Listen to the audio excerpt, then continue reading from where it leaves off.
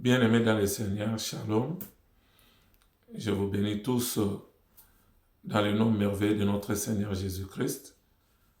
Là, nous continuons notre série sur la différence majeure qui existe entre l'islam, le judaïsme et le christianisme. Aujourd'hui, nous allons aborder un élément important qui marque la différence.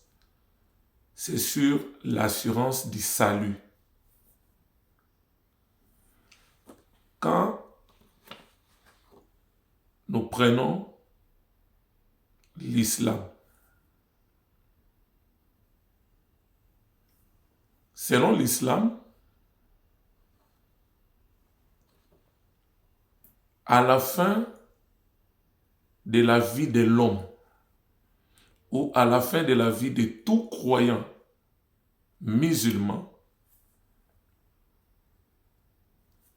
Allah prendra une balance et il va mettre les bonnes œuvres d'un côté et les mauvaises de l'autre.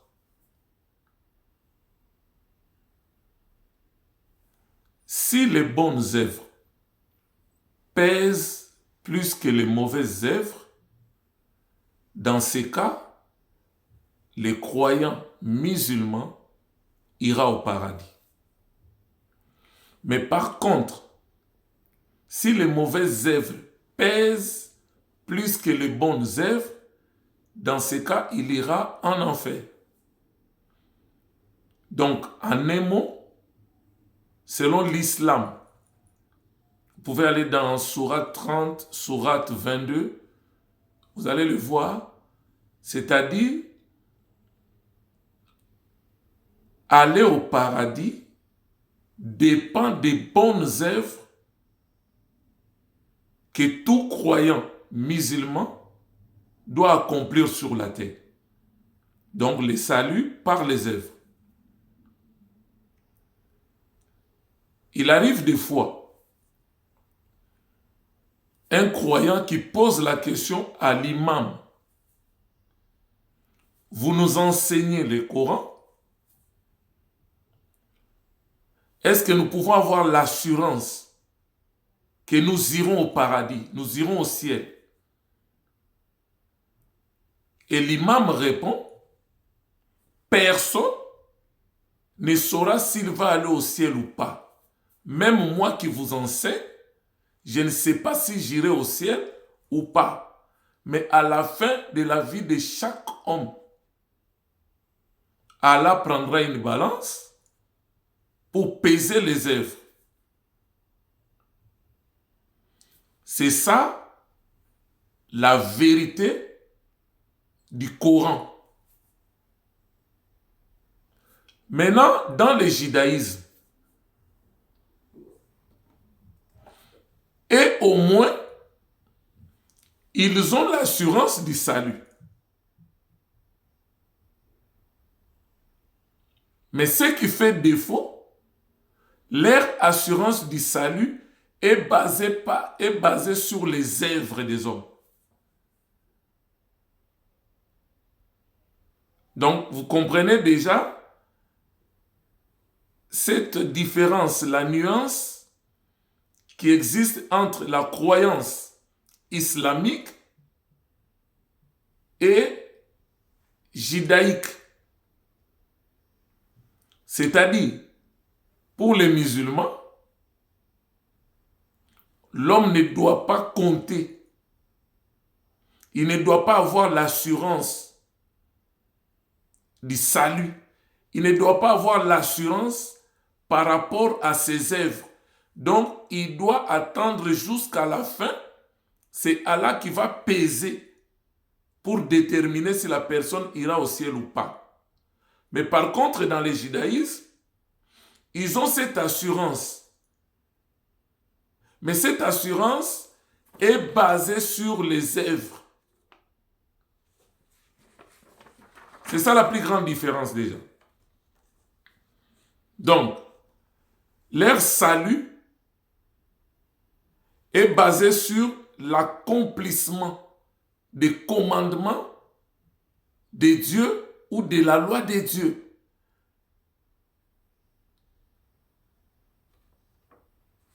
Maintenant, dans le christianisme, le salut, c'est un don divin. Ça veut dire, aucun descendant d'Adam ne mérite le ciel, ne mérite le salut. Et la Bible nous dit, dans Romains chapitre 3, je prends le verset 23.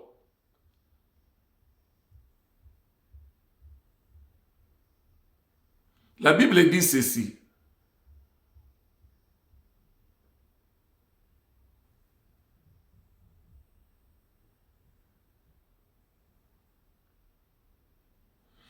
Je commence au verset 20.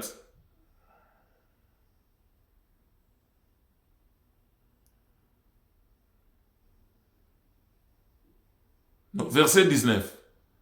Romains chapitre 3. Écoutez ça, c'est très important.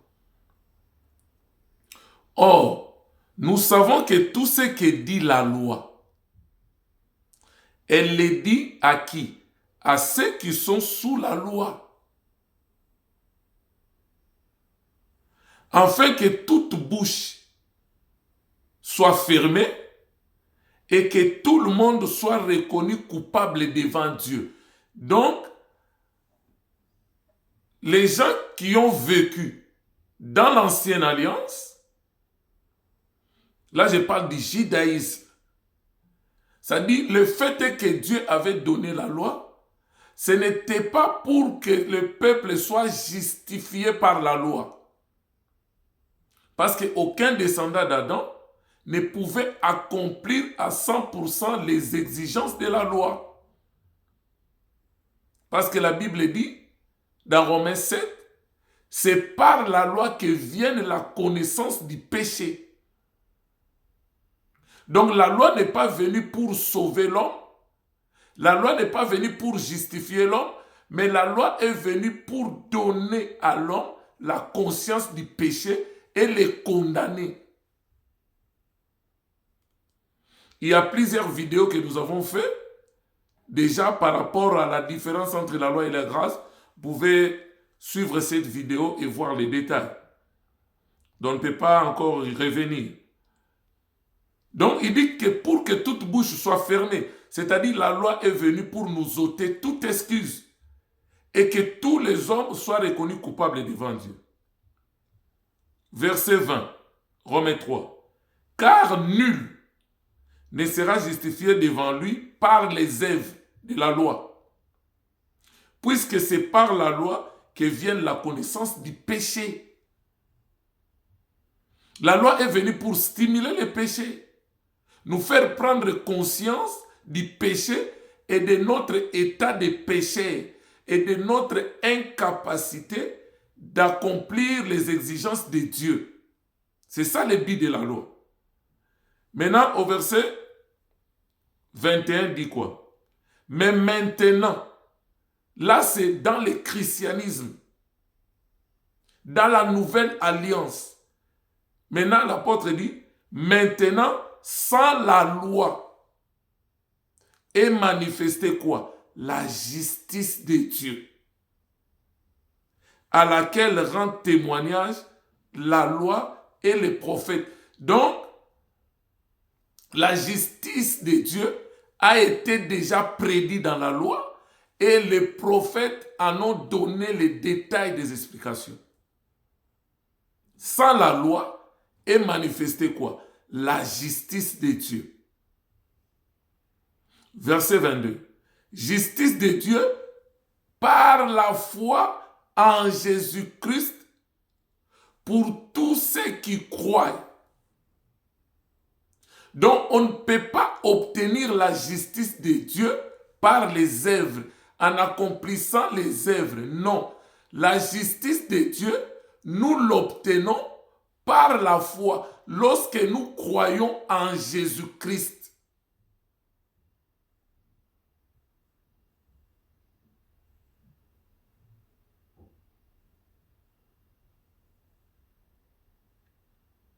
justice de Dieu par la foi en Jésus-Christ pour tous ceux qui croient. Ici, que tu sois musulman, que tu sois juif, que tu sois bouddhiste, que tu sois hindouiste, que tu sois franc-maçon, que tu sois illuminati, que tu sois sataniste, que tu sois occultiste, que tu appartiennes à n'importe quelle religion,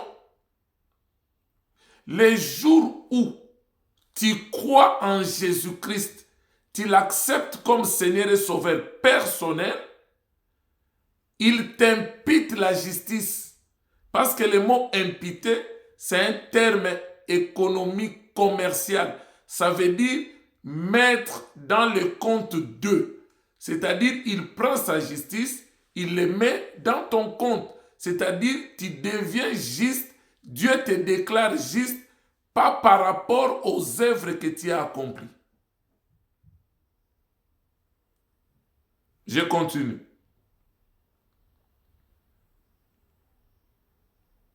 Il dit, justice de Dieu par la foi en Jésus-Christ à tous ceux qui croient. Il n'y a donc point de distinction. Là, on ne dira pas, il était musulman, il était bouddhiste, il était hindouiste, il était meurtrier, il était sataniste, il était occultiste. C'est sans distinction aucune. Car tous ont péché et sont privés de la gloire du Seigneur. Nous tous, nous étions privés du ciel. Nous étions privés du paradis à cause du péché originel, le péché adamique qui a affecté tous les hommes. La Bible dit dans Romains 5, à partir du verset 12, comme par un seul homme, le péché est entré dans le monde, par le péché la mort, et la mort s'est étendue sur tous les hommes sans exception. Donc nous étions tous privés du ciel, privés de la gloire de Dieu. Mais écoute maintenant le verset 24. Et ils sont gratuitement justifiés par sa grâce, c'est-à-dire par la grâce de Dieu, par le moyen de la rédemption qui est en Jésus-Christ. Quand on dit ils sont gratuitement justifiés, c'est-à-dire on n'a rien payé, c'est gratuit. C'est comme quelqu'un qui t'amène au restaurant, il t'achète la nourriture et il t'offre gratuitement. C'est-à-dire, tu manges une nourriture que toi, tu n'as pas payé. Tu le manges gratuitement. Donc, qui dit gratuitement, cela ne veut pas dire que ça n'a pas coûté à Dieu. À Dieu, ça lui a coûté la vie de son fils unique, Jésus-Christ de Nazareth. Mais pour toi, c'est gratuit. Quelqu'un qui t'offre à manger, ça lui a coûté de l'argent. Mais toi qui manges, tu l'as reçu gratuitement. Pour toi, ça ne coûte rien. C'est ça la vérité de l'évangile. Maintenant, quand vous prenez Jacques 2,10, la Bible dit quoi? Si tu accomplis tous les commandements de Dieu, mais lorsque tu transgresses un seul commandement, tu deviens coupable envers tous les commandements que tu avais déjà observés, automatiquement tu es plongé dans la malédiction. Dis-moi maintenant, dans le judaïsme, qui va s'en sortir? Déjà dans la tradition hébraïque, les Juifs, ils ont environ 613 lois. Donc l'homme ne peut pas accomplir tous les 613 lois sans faillir à un seul. C'est pratiquement impossible.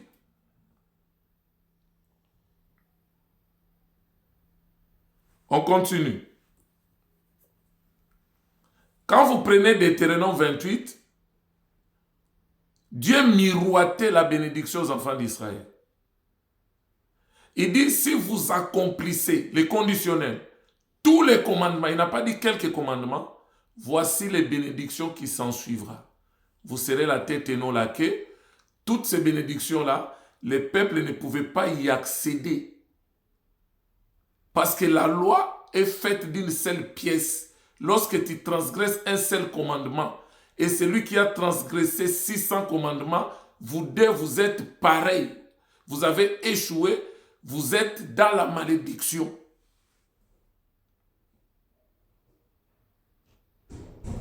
Mais aujourd'hui, il y a beaucoup d'enfants de Dieu, il y a beaucoup de serviteurs qui n'arrivent pas à comprendre encore cette vérité de l'évangile. Dans le judaïsme, c'est la méritocratie. Mais par contre, dans le vrai christianisme, ce n'est pas la méritocratie. La Bible dit, ils sont justifiés gratuitement.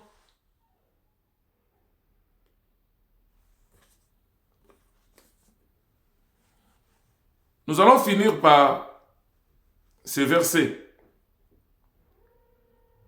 Allons dans Romains chapitre 4. Donc, dans le christianisme, nous avons l'assurance du salut.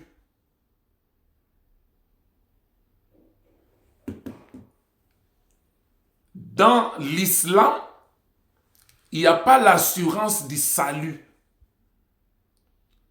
On vous dira seulement, faites plus de bonnes œuvres et à la fin, quand Allah va le mettre sur sa balance, que tes bonnes œuvres pèsent plus que les mauvaises œuvres, c'est alors que tu iras au paradis. Maintenant, dans le judaïsme, on te dira, accomplis les commandements de Moïse, accomplis les commandements de Dieu et tu iras au paradis. Maintenant, dans le christianisme, on nous fait comprendre que le paradis, c'est un don divin. C'est-à-dire, personne ne le mérite. Maintenant, quand nous disons que personne ne le mérite, c'est là où maintenant les musulmans, nos amis musulmans, veulent maintenant bondir sur cet argument pour dire, si personne ne mérite, ça veut dire l'homme ou le croyant ne doit pas être sûr si il peut hériter le salut. Maintenant, je vais nous dire encore une vérité.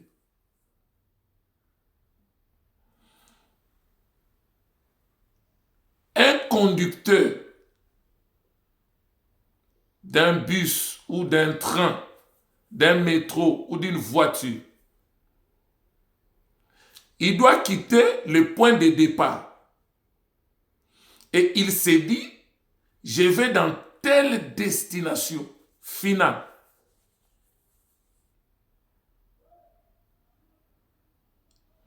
En quittant sa maison, son lieu de travail, les lieux de départ, pour aller à une destination bien déterminée, la personne, quand il prend le volant, il a l'assurance qu'il va arriver à destination, peu importe les réalités qu'il va rencontrer sur sa route. C'est ça l'assurance du salut. Tu pries pour hériter le salut, pour hériter le paradis, et vous devez avoir l'assurance que je vais hériter le salut.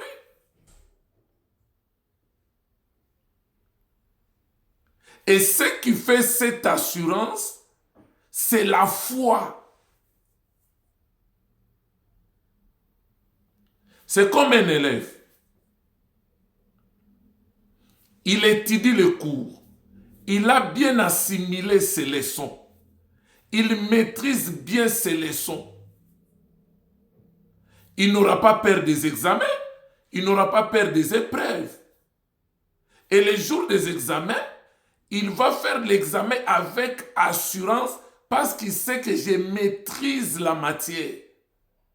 Donc lui, son objectif, c'est quoi? Il sait que je vais réussir et passer à la classe supérieure. Mais son problème, que je fasse vraiment des bons points, un bon pourcentage.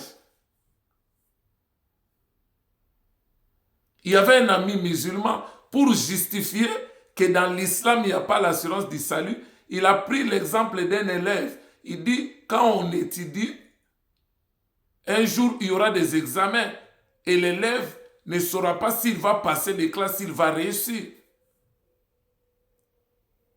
C'est le professeur qui va corriger et à la fin donner la note. Mais là, c'est faux et archi-faux. Pourquoi? Parce qu'un élève qui est intelligent, un élève qui maîtrise bien la matière, les cours, il sait qu'il va réussir. Il a l'assurance qu'il va passer à la classe supérieure. Mais lui, maintenant, son problème, c'est quoi? Que je sois le premier. Que je puisse faire vraiment des pourcentages, une distinction. Mais un élève qui n'est pas intelligent, qui ne maîtrise pas les cours, lui n'a pas l'assurance.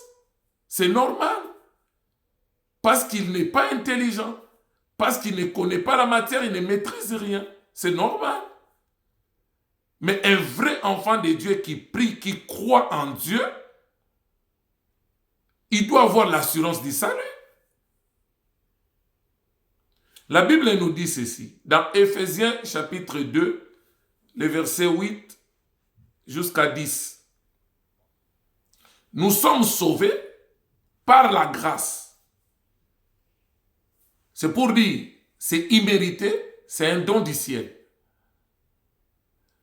Mais nous sommes sauvés par la grâce, par quel moyen?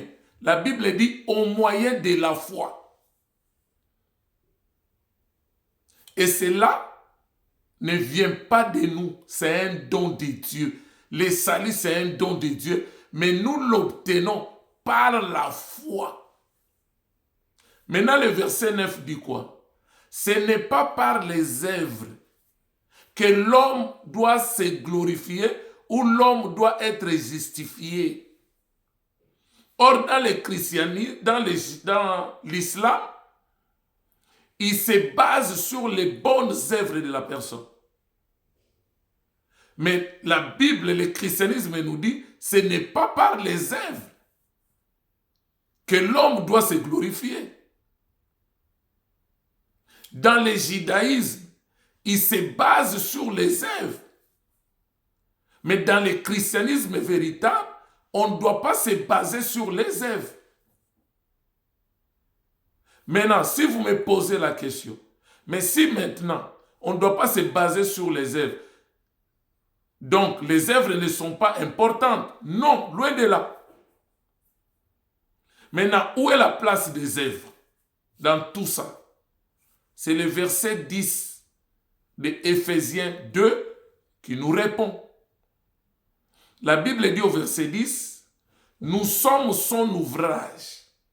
C'est-à-dire nous sommes l'œuvre des mains de Christ, l'œuvre des mains de Dieu. Il nous a façonnés, il nous a créés. Maintenant il dit, nous sommes son ouvrage, ayant été créés en Jésus-Christ. C'est-à-dire Dieu nous a recréés par la nouvelle naissance en Christ. Donc Christ, c'est lui, on peut dire, c'est lui la matrice, ayant été créé en Jésus-Christ. Maintenant, le but, c'est quoi? Pour les bonnes œuvres, pour accomplir les bonnes œuvres que Dieu avait déjà préparées d'avance pour nous, afin que nous les pratiquions. Ça veut dire, à propos des bonnes œuvres que nous accomplissons sur la terre, en réalité, ces bonnes œuvres ne viennent pas de nous. Ce n'est pas nous qui les créons, mais ce sont des œuvres que Dieu avait déjà planifiées avant même ton existence physique pour que tu l'accomplisses. Un exemple simple pour comprendre ce que je vais dire. Quelqu'un, il est dans la souffrance. Il a besoin d'une aide. La personne se trouve, par exemple, à Paris 5e. Maintenant, moi, je suis à Paris 16e.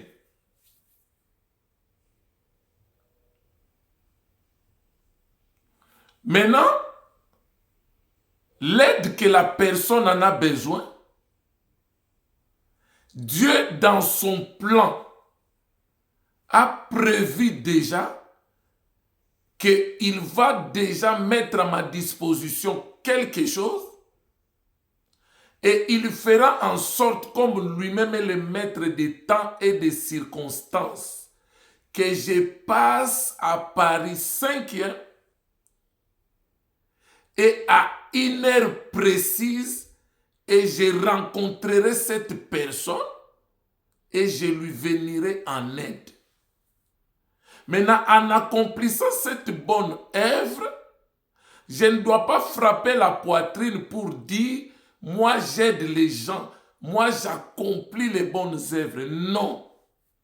Ce sont des bonnes œuvres que Dieu avait déjà préparées d'avance pour moi, avant même mon existence physique, pour que je l'accomplisse au moment opportun. Voilà pourquoi on ne doit pas s'appuyer sur les bonnes œuvres, parce que ça vient de Dieu.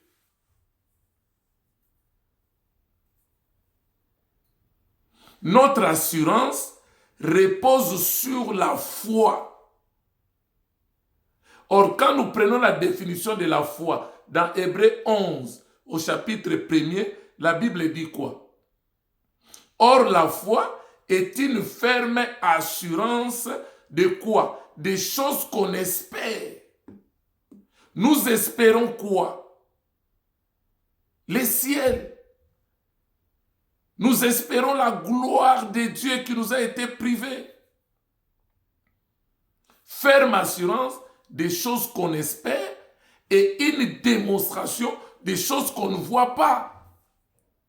On ne voit pas les ciels, on ne voit pas les paradis. Mais c'est par la foi que nous espérons qu'un jour nous hériterons les ciels. Ce n'est pas parce que nous accomplissons les œuvres, mais c'est parce que nous croyons à celui qui a œuvré à notre place. Et par le fait que nous croyons en lui, il nous donne sa justice.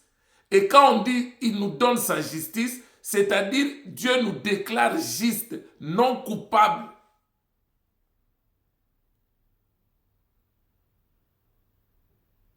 La justification veut dire considérer comme si tu n'as jamais péché.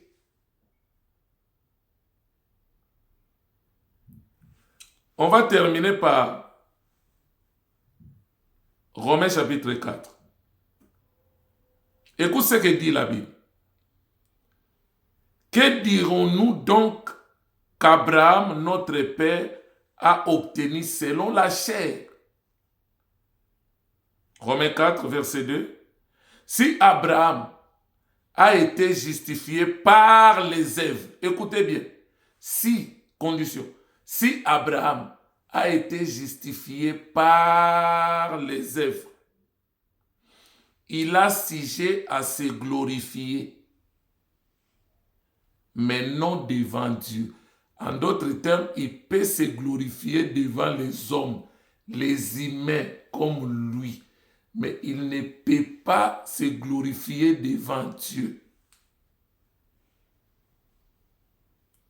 On continue parce que c'était les si. Mais nous allons comprendre comment Abraham a-t-il été justifié. Et vous finirez par comprendre que ce n'était pas par les œuvres, parce qu'il est le père de la foi, il avait manifesté la foi. Car Que dit l'Écriture? Abraham crut à Dieu. Or, crut, c'est le verbe croire. Or, dans l'Ancienne Alliance, on n'utilisait pas le mot foi, mais c'était le verbe croire. Il a cru à Dieu. C'est-à-dire, il a manifesté la foi en Dieu et cela lui fit imputer à justice. C'est-à-dire, Dieu a pris sa justice, il l'a mis dans le compte d'Abraham. Verset 4. Or, à celui qui fait une œuvre, le salaire est imputé, non comme une grâce, mais comme une chose due. C'est-à-dire, dans les principes du judaïsme, l'ouvrier mérite son salaire. C'est la méritocratie. Donc, pour hériter le ciel, tu dois mériter. Tu dois accomplir des œuvres. Dans les judaïsmes, dans l'islam, bien qu'on n'a pas l'assurance du salut, mais il faut faire plus de bonnes œuvres pour aller au ciel. C'est-à-dire, il faut œuvrer. Mais ici, on nous fait voir que quand quelqu'un a œuvré, quelqu'un qui a travaillé, à la fin du mois, on lui donne son salaire. Ce salaire-là, il l'a mérité. Ce n'est pas une grâce. Il a mérité. Or, le paradis, on ne le mérite pas. Le paradis, on ne le mérite pas. Je continue. Or, à celui qui fait une œuvre, le salaire est imputé, non comme une grâce, mais comme une chose due, c'est-à-dire la vérité. Et à celui qui ne fait point d'œuvre, on n'a pas dit qu'il ne fait pas, qui ne fait point d'œuvre, c'est-à-dire celui qui n'a pas œuvré, celui qui ne s'appuie pas sur les œuvres, mais qui croit, c'est-à-dire il manifeste la foi. À celui qui justifie l'impie, sa foi lui fut imputée à justice. Ça veut dire quoi? Dans le christianisme, il y a quelqu'un qui a œuvré à notre place. Et celui qui a fait l'œuvre, qui a accompli les commandements de Dieu, la loi de Dieu, la justice de Dieu, sans faillir à aucune loi, c'est le Seigneur Jésus-Christ. C'est-à-dire celui qui a œuvré, celui qui a fait les œuvres, celui qui a accompli tout. Maintenant, il nous demande une chose. Il nous dit, si vous croyez en moi qui a œuvré,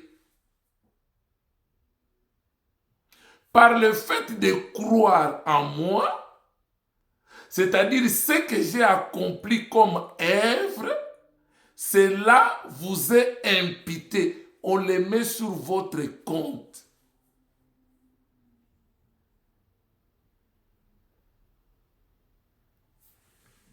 C'est pourquoi David, poussé par l'esprit, il avait prophétisé disant quoi? De même, David exprime le bonheur de l'homme à qui Dieu impute la justice sans les œuvres. Donc, on n'obtient pas la justice de Dieu par les œuvres, non.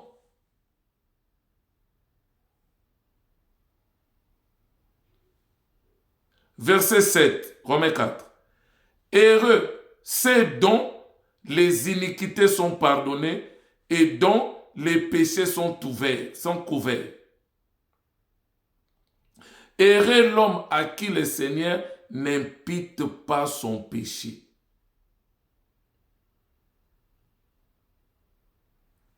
Quand vous allez dans Éphésiens 6, le verset 17, on nous parle des armes de Dieu, les armes spirituelles qu'un croyant doit avoir. la vérité pour ceinture, la cuirasse de la justice. Et on nous dit aussi les casques du salut.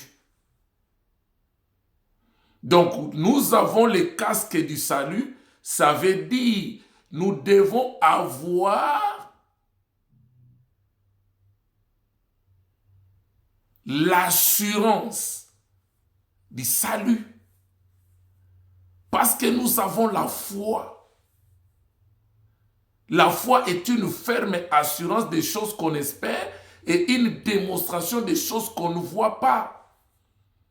Et Romains 8, le verset 24 à 25 nous dit, ce qu'on voit, on ne peut pas l'espérer. Mais les paradis, les ciels, nous ne les voyons pas. Mais ce qu'on ne voit pas, nous l'espérons avec persévérance. Donc, pour conclure, dans l'islam, même les imams qui prêchent le Coran n'ont pas l'assurance du salut qu'ils vont aller au ciel. C'est en la dernière minute que Allah prendra la balance pour balancer. Si tes bonnes œuvres pèsent plus, tu iras au paradis. Si c'est les mauvaises œuvres qui pèsent plus, tu iras en enfer. Mais par contre, dans le judaïsme, ils ont l'assurance du salut, mais en se basant sur les œuvres. Mais dans le christianisme véritable, on nous fait comprendre que l'homme ne peut pas se baser sur les œuvres. Parce que j'ai toujours dit, si nous devons aller sur base des péchés, aucun humain n'ira au ciel. Parce que la Bible dit, nous bronchons de plusieurs manières, tantôt d'une manière, tantôt d'une autre. Nous bronchons dans nos pensées, nous péchons dans nos propos, nous péchons dans des réactions.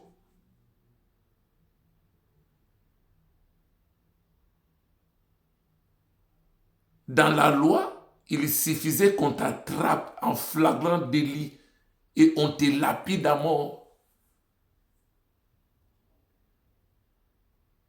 Mais dans la grâce, Christ nous enseigne que le péché n'est pas sanctionné au moment où la personne l'a commis, mais c'est au moment où tu as eu déjà l'intention de commettre, tu as déjà commis. Il dit, celui qui regarde un homme, une femme, avec l'intention de les convoiter, il a déjà commis l'adultère avec la personne dans son cœur. Le péché est sanctionné de l'intérieur. Donc si nous allons sur cette base-là, personne n'ira au ciel. Voilà pourquoi le ciel, c'est par la grâce. Parce que c'est un don de Dieu, c'est immérité. Mais ça se fait au moyen de la foi à la personne de Jésus-Christ. Mais ce n'est pas par les œuvres. Mais maintenant, à la place des œuvres, nous accomplissons les bonnes œuvres parce que ce sont des bonnes œuvres que Dieu avait déjà planifiées pour nous en avance, afin que nous l'accomplissions. C'est pourquoi le salut ne peut pas s'appuyer sur les œuvres des hommes. Que l'Éternel nous bénisse abondamment. Et je crois par la grâce de Dieu, nous sommes éclairés et nous allons comprendre qu'il faut vraiment croire au Seigneur Jésus-Christ pour hériter le paradis. Que Dieu nous bénisse. Abonnez-vous, partagez nos vidéos, likez nos vidéos et l'Éternel ne manquera pas de nous bénir. Vraiment que Dieu nous bénisse. Amen.